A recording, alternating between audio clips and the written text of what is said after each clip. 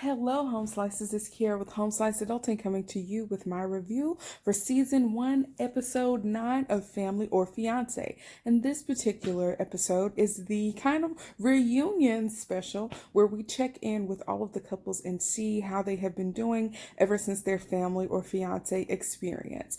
And so the first off, thank you for clicking on this video. Do not forget to like, comment, and subscribe, and to share this video with people who you think will like it. Now, let's just dive right into this because I have some things to do tonight. So let's just start with the first couple. First off, we had Suwannee and Justin. I did a review on that particular episode, and it looks like their relationship has kind of regressed instead of progressed. It looks like they are both growing as individuals, but they are not growing as a couple. That's what it looks like. They are both individually going to counseling, but they just kind of can't seem to stand to be around each other. Justin's family doesn't want to communicate with Suwannee. Justin doesn't seem to want to communicate with Suwannee. She says he's still not a good communicator, and she, confesses that if she was financially able to move out at that point, that she would move herself and her son out of the house. So I don't think that they're supposed to be together. I feel like relationships that start out the way theirs did oftentimes don't make it. They started off in a long distance relationship and then like moved in together and all that stuff. And he was struggling with PTSD and now he's getting help for it. But, you can't put two broken people together and, make them whole. So, I just wish the best for both of them. I just think it's going to be separate. So I'll be back to talk about the next couple, Summer and Keith. All right, y'all. So Summer and Keith did a quick webcam interview letting us know how everything went after their experience on Family or Fiancé. Summer and Keith, I want to vote them the most attractive couple. They were probably the oldest couple on this season of Family or Fiancé, but they are just two very attractive people to me. But anyways, they are married. Apparently, once they left Family or Fiancé, there was only, I think, 5 days between Family or Fiancé and their wedding. So they flew to Cabo and they had a great wedding, and the experience was very rewarding for them and their families. And because of how much fun their families had, they were going to plan family vacations and everything. It seemed like the experience was very great for them and that they're really in love, and it worked out for them.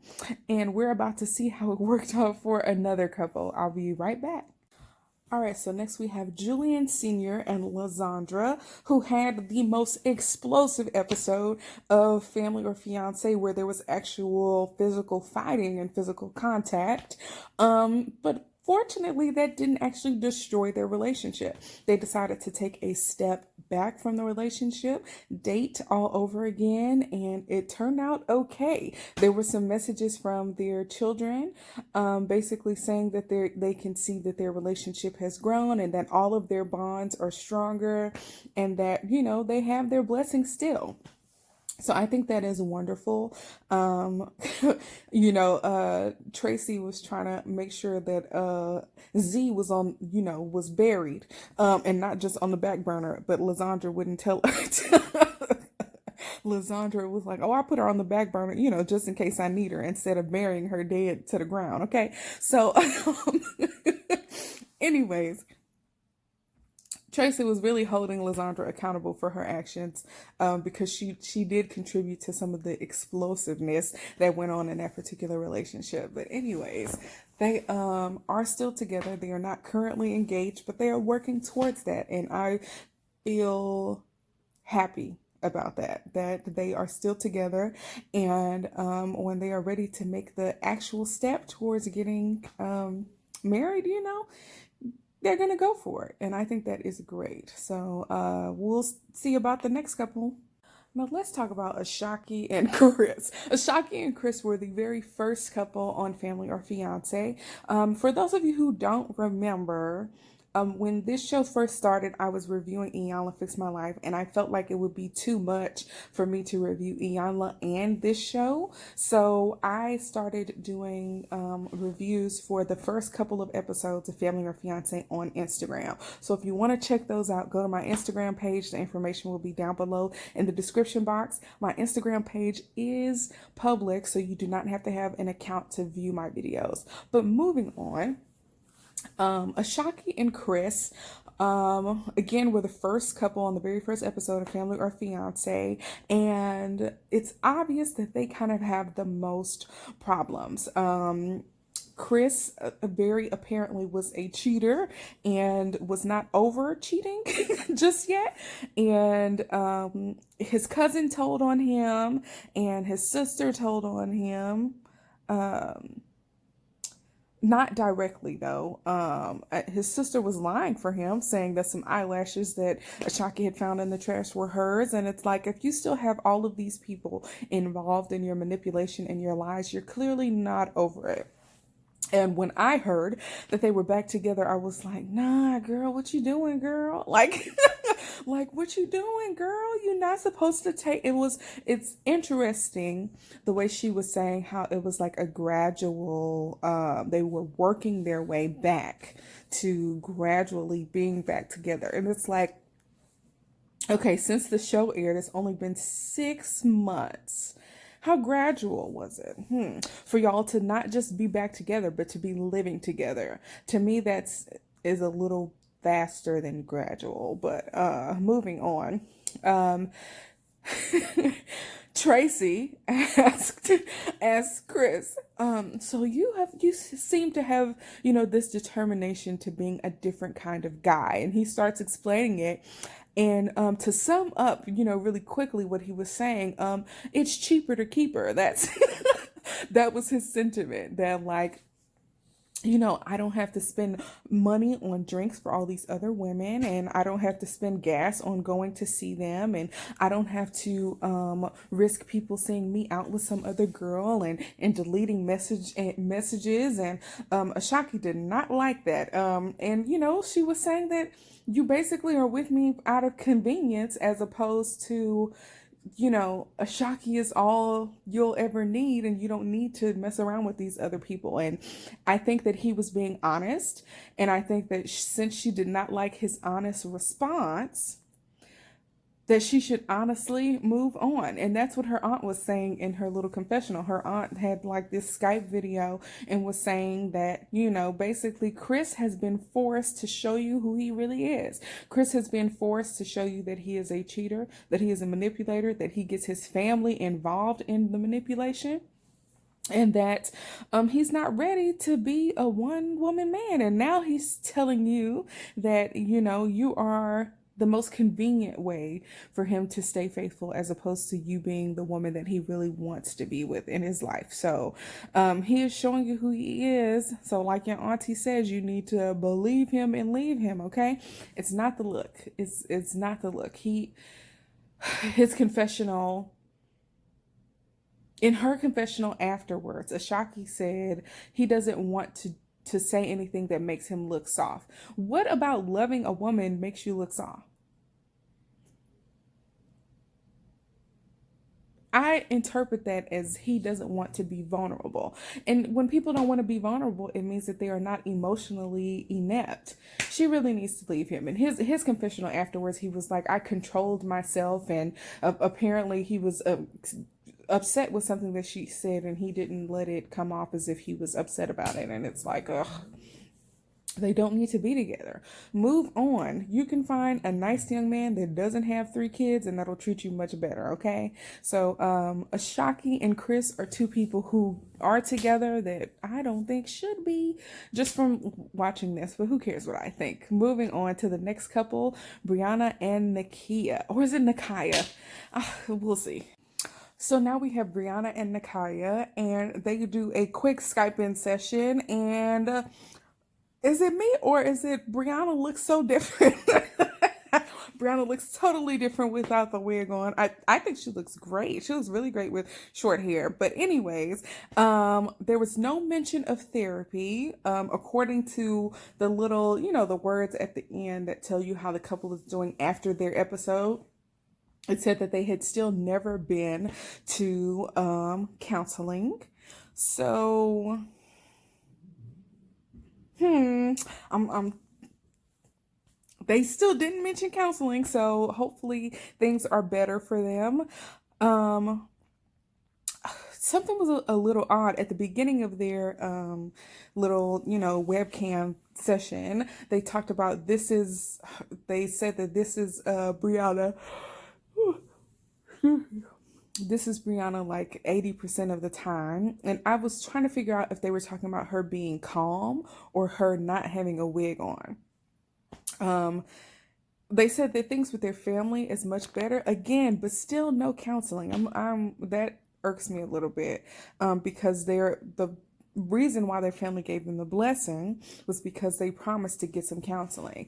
And again, I felt like it was emotional manipulation, for them to say that and for them not to actually go to counseling. So hopefully they are getting some help. They said that their wedding is in October, and I wish them all of the happiness that their hearts can hold, and that, they are having, that they are doing better with their anger management and the physical violence that they talked about in their relationship.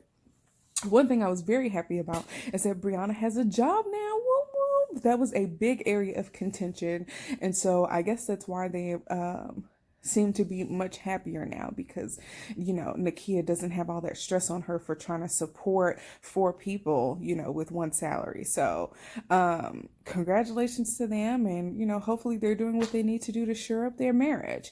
Now let's move on to the next couple.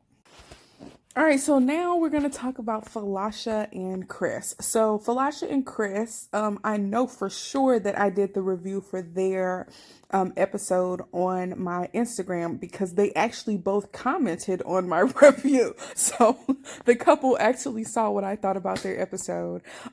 Because I identified most with this couple, I think that they are my personal favorites, just because my relationship somewhat kind of mirrors theirs.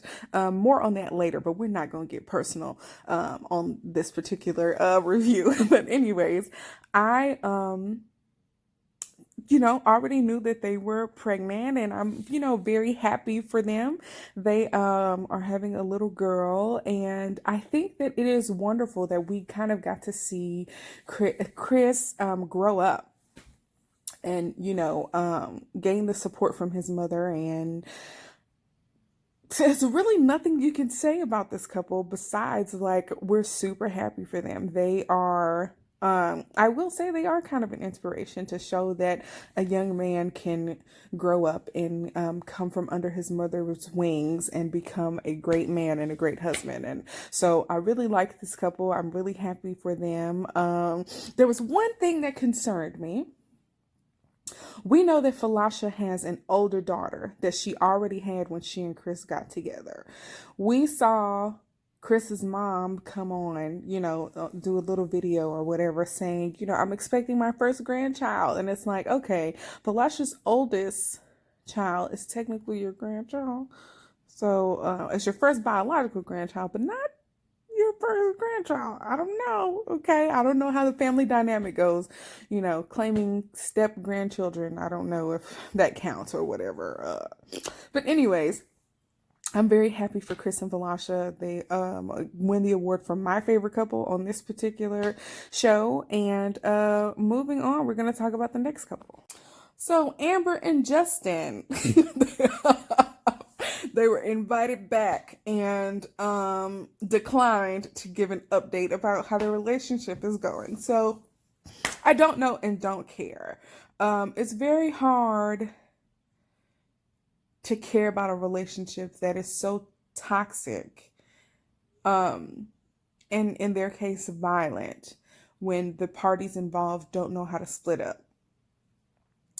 And my hope is that they are not together, and that they are working on themselves and figuring out what it is within themselves that causes them to be caught up in this cycle of a nasty domestic violence situation. But knowing what I know about those relationships, they might still be together. Okay. They were definitely my least favorite couple. I severely disliked Justin. He was not serious about anything. He still cheated on her and he was violent. He had almost no redeeming qualities. So I didn't really get it. So hopefully they are moving on as individuals and working on themselves. And that is my prayer for Amber and Justin. We're moving on to the next couple. Okay, so lastly, we're going to talk about Karan and I didn't forgot the girl's name. God. Oh, it was Karan and somebody. Anyways, I didn't really like their episode of Family or Fiancé because I felt like Karan's family was very judgmental and that Karan was hiding her and she was hiding him and he didn't like her sexuality, but I don't know. I don't know how they got to the point where they were engaged and together for so long. And then everything to just crumble and fall apart in, a weekend. It was weird. I felt like they were nasty towards each other. Karan didn't want to admit that he had been in conversation with his ex-fiance. What is her name? I can't think of her name. Was it Ashley? Is that right? I don't think is it Ashley? I can't remember. Anyways, he didn't want to admit that he had been in conversation with her since the show was over. And now we understand why later on. Oh.